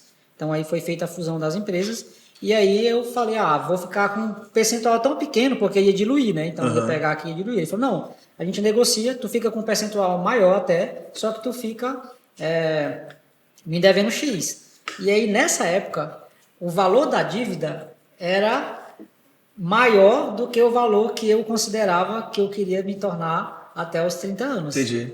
Então, a dívida com tudo que eu tinha que assumir dava mais que isso. E aí eu falei, caraca, então vamos fazer o valuation das empresas, né? Vamos fazer o valuation das empresas para chegar nos valores. E eu tinha nessa época, às vezes eu me perco nas datas, mas eu acho que eu tinha 26 para 26 anos mais ou menos. E o meu valor de valuation da empresa já era superior ao valor que eu queria me tornar aos 30 anos. Então, explica um pouquinho assim, de forma bem mais fácil de entender, para tem gente que não acompanha esse tipo de conteúdo, né, de negócios. Sim. Explica bem fácil o que seria o valuation da empresa. Tá, vamos lá. O valuation de um negócio é você chegar no quanto aquele negócio vale. De forma bem resumida pegar todos os números, pegar todos os dados que essa empresa tem para você chegar em um valor de mercado. Então, quanto que essa empresa vale? É exatamente o valuation. Eu chegar tanto em termos assim, que são mensuráveis, tipo assim, de patrimônio, de físico, de imóveis, frota, o que já foi investido nela ali. Sim. E também o valuation também conta uma perspectiva para frente? Conta, né? O potencial de crescimento. Né? O valuation, ele entra em todas essas áreas. Entra o que a empresa tem, o que a empresa tem de dívida, que tem que abater, o que a empresa tem de possibilidade de crescimento para os próximos anos. Tem negócios que o valuation muda de acordo com o segmento. Mas o nosso negócio é muito padrão para todas as empresas de telecom. Então, telecom você faz um valuation e tem vários modelos de valuation para o segmento de telecom. Nós pegamos alguns modelos para fazer com base nisso. Mas, inclusive, até o capital intelectual entra, né? Então, assim, o quanto que os sócios ou as pessoas que estão dentro têm capacidade de gerir esse negócio. De fazê-lo crescer. De fazer esse negócio crescer. Então, o valuation, ele pega tudo mesmo. Né? O quanto que a empresa tem de investimento, o quanto que a empresa tem de clientes. O cliente é muito importante, né? Então é avaliada a quantidade de cliente, quais os contratos que você tem para os próximos anos, quais as vendas que você pode fazer nos próximos anos, o quanto que essa empresa tem de dívida, porque aí essa dívida precisa ser abatida no valor dessa empresa. Sim. Então o valuation é você chegar de fato no valor que essa empresa vale. E se contrata uma consultoria para isso, né? Não é o que a pessoa acha, né? Não é eu falar assim, minha empresa vale 1.000. Tem uma metodologia para isso chegar e tem empresas que fazem isso. Faz todo o levantamento, né? Então levanta todos os ativos que a empresa tem, pega todos os passivos que a empresa tem, pega todos os recebíveis que a empresa tem, pega todas as dívidas de clientes que a empresa tem, de fornecedores. Então, é feito uma série de coisas para chegar nesse valor. Né? Muitas das vezes você quer vender o seu negócio e não sabe como chegar no valor do seu negócio. Inclusive, ontem eu falei com uma pessoa e ele falou, cara, eu não sei, não faço ideia quanto que vale o meu negócio. Eu falei, você precisa fazer um valuation, precisa contratar uma empresa que faz valuation para ela chegar no valor exato do seu negócio. Até a marca tem valor. Né? Então, eu tenho na verdade, as grandes marcas valem mais do que o patrimônio físico delas, né? Exatamente. Pegar, por exemplo, uma Coca-Cola da vida. Pega a Coca-Cola, só a marca. Só a marca, são grandes marcas. Isso chama-se o valor intangível da marca. Sim. Né? Inclusive, tem várias empresas grandes com marcas que têm nome que não foram registradas, que estão perdendo essa marca para outras empresas. Né? Teve um caso aqui no Pará recente, não é tão recente, mas no caso do Guaraná, né? Do Guaraná Xingu, eles tiveram um problema com a questão dessa marca para a própria Coca-Cola. Porque também tem gente que não se preocupa com a questão de patentes e a marca, né? Isso. Então tudo isso conta, né? Então se você tem uma marca e essa marca está registrada, vai para o valuation também. A marca é sua, ela está ali, né? Tem um podcast que eu ouvi, cara, de um cara, ele tem até um livro sobre isso, chama IPO Pessoal. É um livro. E por quê? Esse cara se tornou assim muita autoridade na área dele. Né? Então, e ele é um cara que acho que é muito voltado, ele é acho que é de networking, tá? É um cara assim ele começou a ter promover grandes eventos por causa do networking dele internacional. Uma empresa calculou o valuation do nome dele, cara. E tem uma metodologia também. Então, por isso que é IPO pessoal, né? Sim. Fizeram o IPO, né? Assim, não foi, claro que isso é só um nome, né? Claro que não foi para a Bolsa de Valores, né? Mas ele conseguiu calcular o valuation do nome dele, porque os negócios que ele fazia era muito vinculado à personalidade dele. Onde ele entrava tinha credibilidade. Então, o nome dele tinha um valor de mercado. Incrível, né? Então, É o valor da marca, né? A marca tem muito valor e tudo isso conta, né? Então, o valuation é basicamente levantar tudo que a empresa tem de números, né? E chegar exatamente no que ela vale no futuro. E aí, geralmente, você tem o valor atual dessa empresa e o valor no futuro. E aí, muitos dos casos, quando você vai vender a sua empresa, você não vai vender ela com o preço de agora, você vai vender com o valor futuro, né? Você precisa fazer E aí, na época, nós fizemos esse valuation, aí vem a parte interessante. O valuation foi nós que fizemos. Né? E na época a empresa não era tão grande, nós falamos, cara, vamos pegar alguns modelos, aí nós buscamos alguns modelos que eram basicamente feitos através de quantidade de cliente versus faturamento e versus ativos que a empresa tinha. Sim. E aí nós chegamos em um valor. Eu assumi uma parte da dívida, fizemos a diluição, eu entrei ali dentro, fiquei com uma outra participação. E aí assumi a dívida por alguns meses para pagar e aí começamos a crescer aí em toda a região, né? Você se satisfez com o valuation ou você queria ter o dinheiro realmente físico na tua conta e tal? Qual era o teu... Como se tornou esse alvo do 1 milhão, né? Não, então, assim, depois de um tempo, no início eu queria ter na conta, mas eu entendi que não era importante ter na conta. Já tinha chegado. E não era importante ter na conta. Sim. Por quê? Porque o mais importante é você construir patrimônio de fato que te gere renda. No caso, se eu tivesse 1 milhão na conta, nem de perto rendia os dividendos que a empresa me paga hoje. Sim. Então, se eu tivesse buscado juntar 1 milhão naquela época, eu tinha levado muito mais tempo, né, para juntar esse 1 milhão e não teria renda como eu teria fazendo investimento de 1 milhão. É óbvio que eu não precisava esperar ter 1 milhão para investir. Então, o primeiro investimento foi baixo. E esse investimento começou a gerar retorno. Não era retorno tão alto, mas gerava retorno. E ao longo do tempo que eu fui trabalhando, a empresa foi se valorizando. Sim. A nossa empresa se valorizou muito nos últimos anos. E é justamente isso que faz alguém ficar rico. Você não vai ficar multimilionário ganhando dinheiro e guardando. Você precisa investir, né? Então, foi justamente isso que aconteceu. Depois eu tive essa consciência. Cara, não vou precisar ter 1 milhão de reais na conta. Eu preciso ter 1 milhão de patrimônio. Eu preciso ter um negócio que vale 1 milhão. E na época que nós temos o valuation, já valia mais do que isso a minha participação. Isso aí que você está falando, cara, prova ter A gente teve um evento agora lá na igreja, que tem um ministério na igreja que até eu atualmente estou à frente, com a minha esposa, que é basicamente com empresários, empreendedores, chama-se Negócios do Reino. A gente reúne uma vez por mês. Inclusive, eu quero, se coincidir de você estar aqui em alguma última segunda-feira do mês, de algum mês aí pela frente, aí eu vou te chamar para participar até, se você puder ir lá dar uma palestra, é legal. Com certeza. E teve agora essa última segunda-feira de janeiro, e a gente fez um evento voltado para adolescente.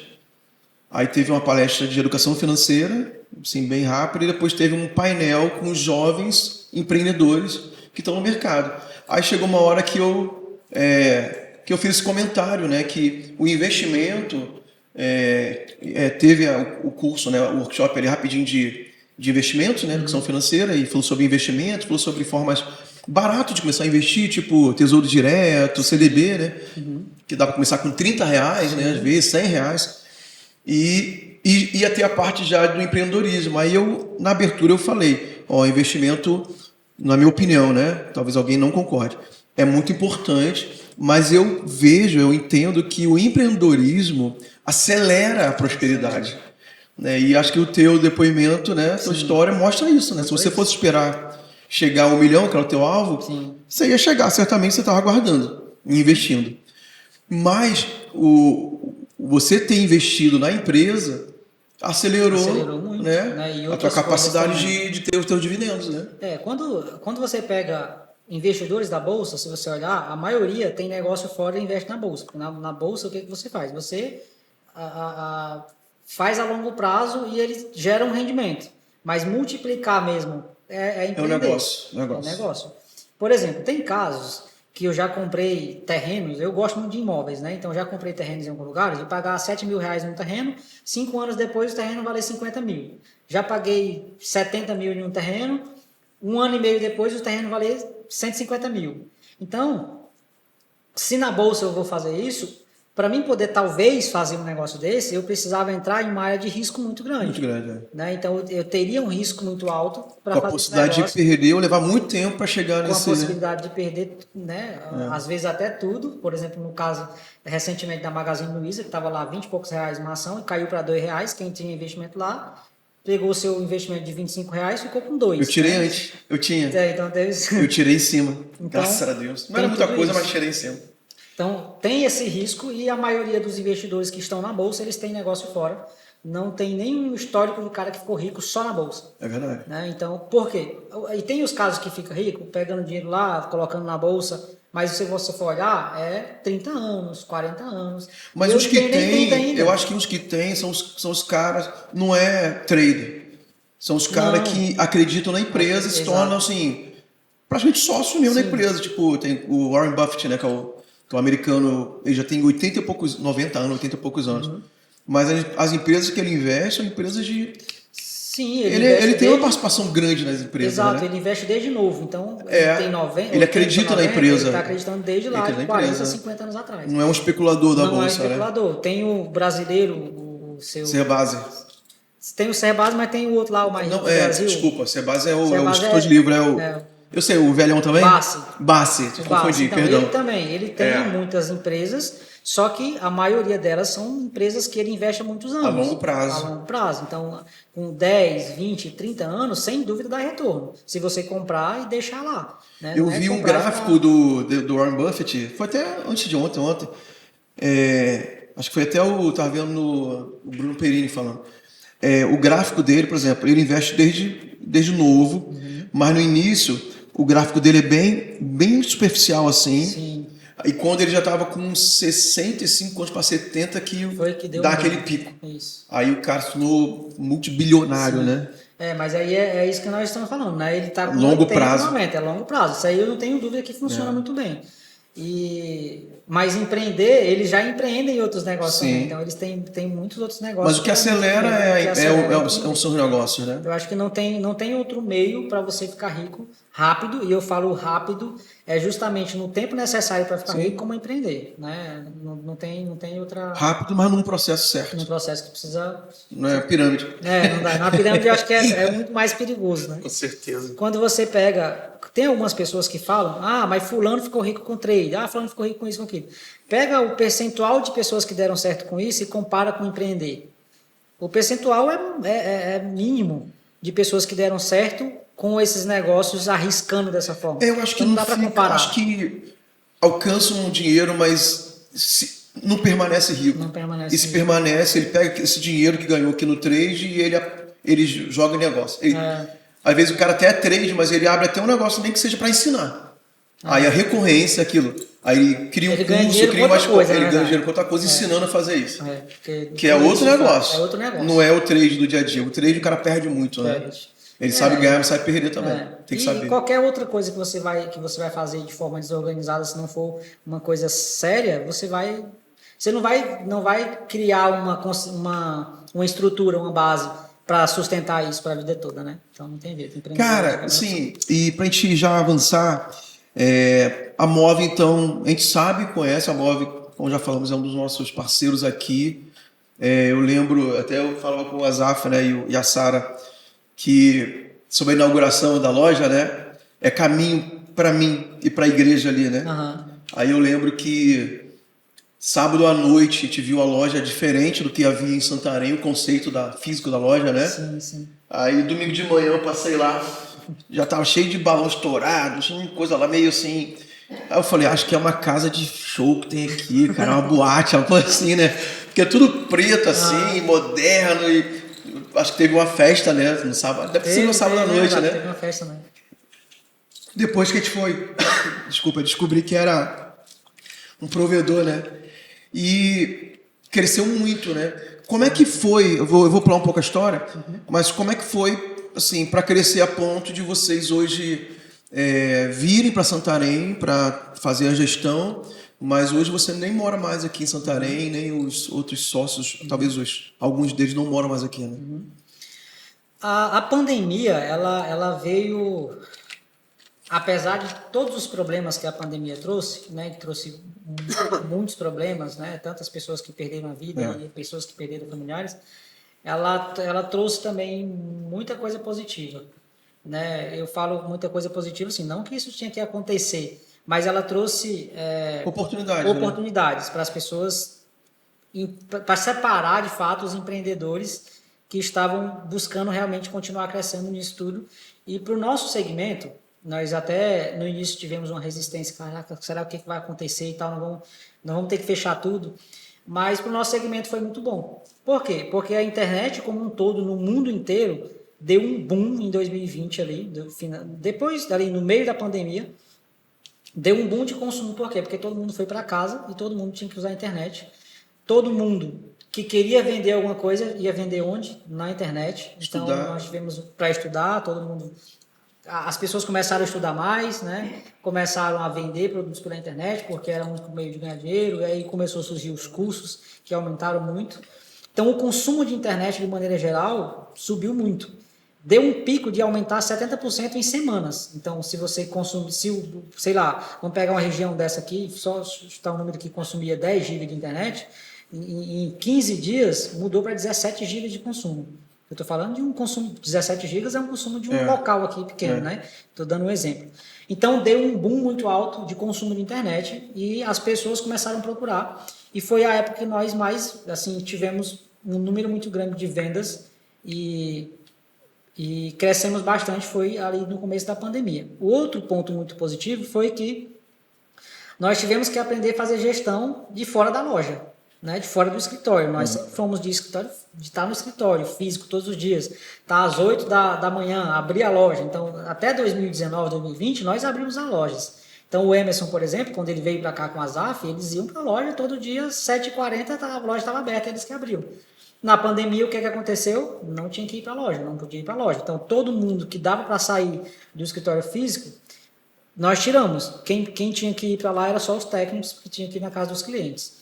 Nós tivemos que nos adaptar. Cara, como que nós vamos fazer gestão desse negócio sem estar dentro do negócio? Fomos para Zoom, Meet, Skype, começamos a fazer isso. No final da pandemia, nós percebemos que não era mais necessário estar dentro da empresa, né? Ali o tempo inteiro, que tinha pessoas muito bem preparadas para ficarem dentro da empresa e nós poderíamos fazer gestão um pouco mais à distância e talvez contribuir até mais.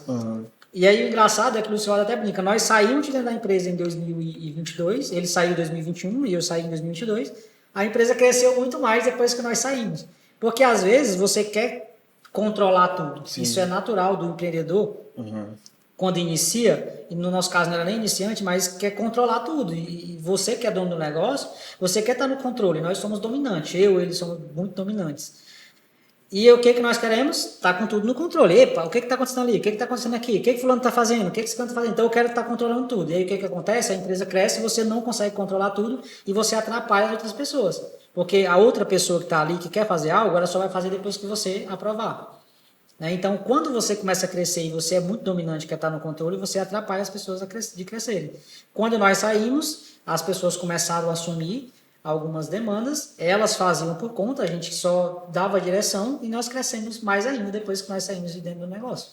Uau. E como é que tá a experiência de morar lá em Alphaville? Então, o menino que saiu do interior, para mim... E agora está no coração dos novos negócios da tecnologia no Brasil, né? E assim, para mim teve algumas experiências que foram legais, né? Principalmente chegar lá e participar de algumas coisas que eu participei. Então, eu participei de uma construção de uma empresa, uma empresa de um gateway de pagamento e uma plataforma de membros, que é voltada para a parte de online mesmo, de cursos, de mentorias e tudo mais. Então, aprendi muito, principalmente voltado para a tecnologia, que é algo que eu gosto. E o desafio volta para a parte de custo de vida. Né? Eu era acostumado com o custo de vida baixíssimo. Mexeu no bolso do menino. E aí fui para lá, o custo de vida, né, foi diferente, mas... O primeiro ano ali foi um pouco mais desafiador, pelo fato de estar numa cidade muito grande, né? Eu me perdia o tempo inteiro, saía de carro, perdia e me perdia no GPS. Enfim, tem esses desafios de tudo isso, porque assim, eu sempre fui muito focado em trabalhar e ganhar dinheiro. Então, por mais que nesses últimos 10, 12 anos eu tenha me desenvolvido e crescido muito profissionalmente, mas a minha vida pessoal, de relações e tudo mais, eu sempre fui meio fechado. Então, até para viajar, eu viajava pouco, quase não viajava. A primeira vez que eu viajei sozinho foi em 2022, né, quando eu fui para São Paulo. Então, eu não tinha muito isso. E lá eu me perdia, me atrapalhava e passei uns desafios. Mas eu comecei a perceber que, de fato, eram desafios que eu tinha que passar para continuar me desenvolvendo, continuar crescendo. Então, hoje eu tenho uma qualidade de vida muito melhor. Já perdi 10 quilos, já comecei a cuidar da saúde, que eu não cuidava, trabalhava muito. E lá eu consigo fazer isso. Né? Não é pelo fato de estar lá, mas talvez pelo fato de não ter que bater ponto na empresa todo dia. Então, eu consigo tirar mais tempo para fazer atividade física, para me alimentar melhor. Moro em um ambiente legal. Tá em prédio ou tá em casa? Tô em prédio. Tá em prédio. Pra você é melhor, né? Pra mim é melhor, porque eu moro Você tá sozinho? Tô sozinho. Prédio. Então, acaba que... Casas que são grandes, condomínio. Casa muito grande. Muito trabalho, tem que contratar um montão de empregado, né, pra cuidar. Muito caro, né? E muito eu tenho caro. que cuidar disso. E aí eu falo de não gastar. Então, assim, pra mim não faz sentido ainda morar em casa, né? Cara, eu gosto muito de apartamento, cara. Eu moro em casa aqui e pra mim é necessário hoje por alguns fatores. Uhum. Mas a maioria do tempo eu morei em apartamento. A minha vida é muito corrida também. Uhum. E eu e a Regiane, a gente tenta ser muito... Minha esposa, a gente tenta ser muito prático, assim, né? Então, casa dá muito trabalho. Dá muita manutenção, muita coisa. E aí eu tenho empregado em casa, Ainda mais mas São é mais Paulo, tranquilo. né? Ainda mais São Paulo, cara. Sim. Estando sozinho. Tranquilo. Mas... Segurança, né? Você tem que vir pra cá. Fechou o apartamento, vem de boa, né? É condomínio fechado, não tem portaria 24 horas, não entra ninguém sem autorização. Então, assim, a segurança lá na região de Alphaville é muito boa, então você pode sair a qualquer hora. Alphaville é outro Brasil. Dizem que não tem registro de nenhum tipo de caso de assalto. Não tem ocorrência, né? Não tem. Então, assim, só esse ponto já ajuda muito. Vamos falar um pouco sobre o livro? Vamos falar sobre o livro, então. Fala então aí sobre... O livro... Não sei o que você vai fazer com esse livro, mas eu tô de olho nele, se você for. Então eu tô esse livro pra presentear alguém aí. Vou receber. Não sei se você tem mais aqui em Santarém, a gente pode até também, na rede social, sortear e tal, fazer uma ação para divulgar o programa e já divulga o livro também. Posso deixar uns para sortear, sim, com certeza. O primeiro ponto do livro, eu não fiz para ganhar dinheiro. E aí, por mais que algumas pessoas falam, mas tem que vender e tal. Eu queria escrever um livro porque eu queria ajudar de alguma forma. E aí eu falei, cara, como que eu faço? Em São Paulo, na região de Alphaville, é muito comum as pessoas escreverem livro, porque lá está o meio da galera que está fazendo isso. E aí, conversando com uma pessoa, ela falou, olha, eu vou te ajudar a escrever o teu livro. E aí eu falei, então tá bom, não faço ideia como que faz, vamos escrever. E aí comecei a escrever o livro, todas as cópias, quer dizer, 90% das cópias foram doadas, e o digital, por exemplo, a cópia que eu tenho dele digital é totalmente grátis, quem quiser pegar, né, legal. É gratuito. A ideia do livro era ajudar... A gente pode até colocar, então, talvez na descrição do YouTube, a gente coloca o link lá para as pessoas terem. Para as pessoas baixarem em PDF. A ideia de escrever o livro, quando eu comecei a estudar um pouco sobre propósito de vida, eu comecei a perceber que não faz sentido você crescer na vida, e eu falo não só na área financeira, mas você se desenvolver em alguma área e não contribuir com outras pessoas.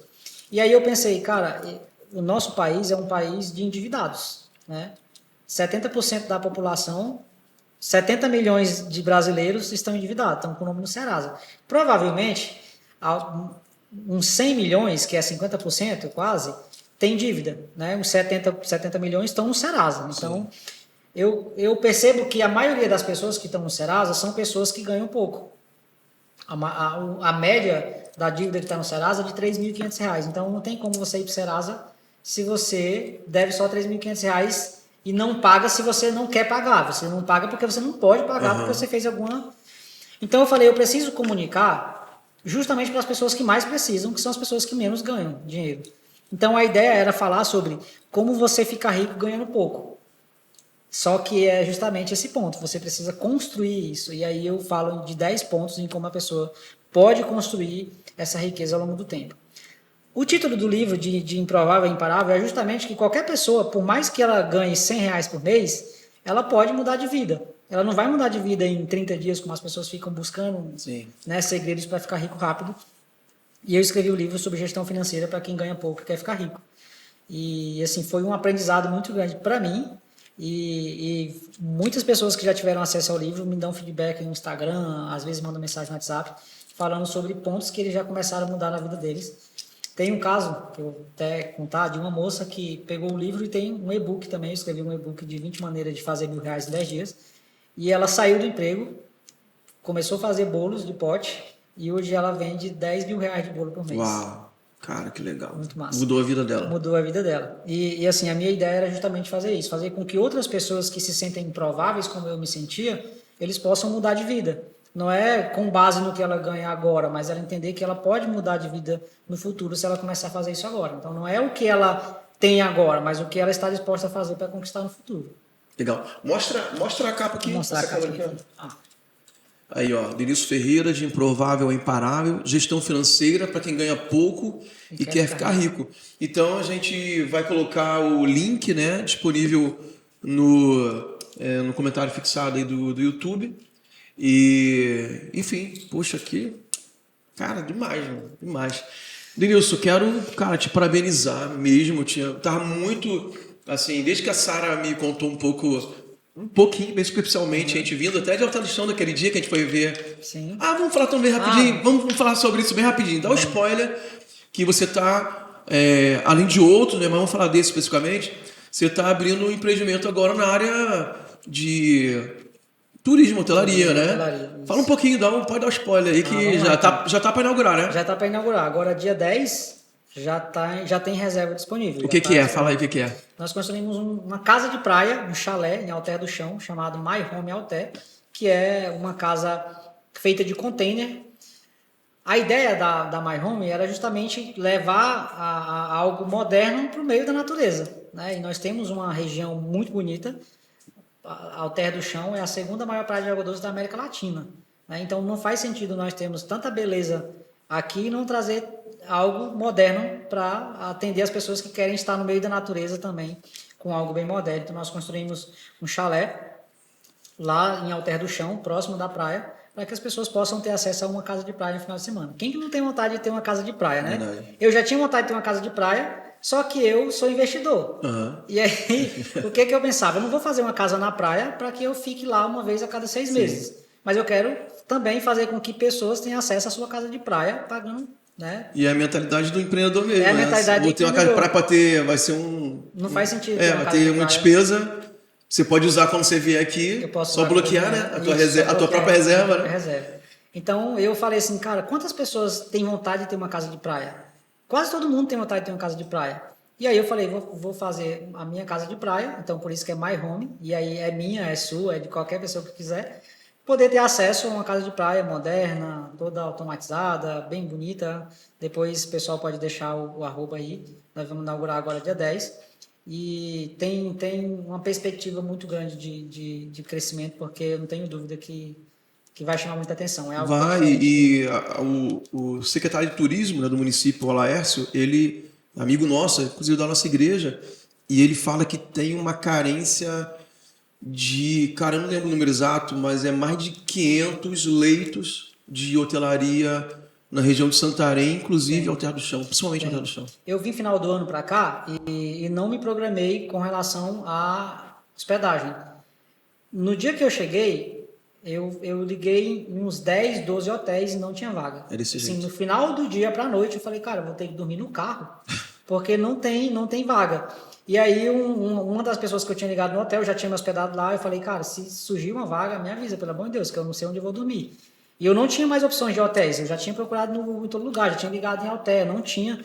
E aí consegui um quarto nos últimos de última minutos. Hora. Foi, mas tem uma necessidade muito grande e a gente precisa investir nisso, porque as pessoas precisam, o turista precisa, a cidade precisa. Quanto mais tem negócios dentro da cidade, mais movimento de dinheiro, mais tem recurso para os órgãos públicos trabalharem com certeza, para crescer no município. E, Denilson, deixa para o pessoal a forma de, se as pessoas quiserem talvez conversar contigo, tirar uma dúvida, se você tem um canal pessoal, né, que você dá acesso, e também do My Home, né, como é que as pessoas vão achar para fazer reservas, você pode divulgar. Beleza. O meu Instagram é Denilson Ferrei, com Y no final.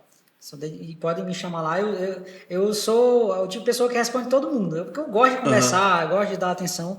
Além, então, as pessoas que me procuram no Instagram para falar sobre finanças, e geralmente as pessoas me procuram para tirar dúvidas sobre finanças. eu quero guardar um dinheiro, onde que eu guardo? Eu vou lá e ajudo, mando. Eu tenho um curso de finanças também, eu não vendo ele hoje também, é gratuito. E geralmente as pessoas me procuram, eu dou o curso e ajudo e tento contribuir. Gravado o curso? Gravado, para de alguma forma contribuir com o crescimento das pessoas que ainda ganham pouco e querem mudar de vida. Então, meu Instagram é Denilson Ferrei, com Y no final.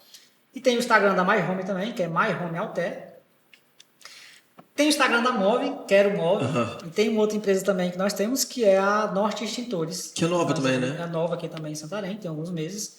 E para atender aí as pessoas que precisam de cuidar do patrimônio mais importante delas, né? Que é o seu negócio, que é a sua vida, porque o incêndio hoje, quando ele chega, você precisa estar preparado para se proteger de tudo isso, né? Então nós temos também a Norte Extintor aqui em Santarém.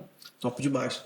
Então, cara, obrigado demais. Poxa, que foi muito inspirador. Na verdade, mais do que eu esperava, foi muito bom mesmo. Obrigado por ter liberado esse tempo. Eu sei que você está terminando lá o My Home.